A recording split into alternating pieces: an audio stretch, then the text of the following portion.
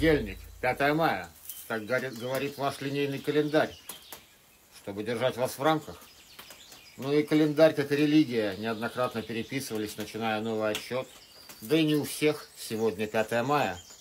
Где ты сейчас? В пробке, в офисе, в телефоне? В бесконечной суете, где каждую секунду от тебя кто-то что-то требует? А здесь в лесу нет понедельника, здесь нет начала и конца. Здесь все возвращается, как луна, как дождь, как дыхание. Здесь, в природе, ты часть круга, а не шестеренка.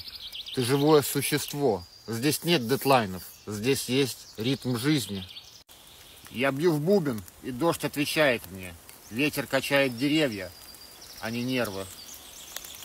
Пока ты спешишь, здесь все происходит настоящее, живое и свободное. Так, ладно, контент сняли, погнали.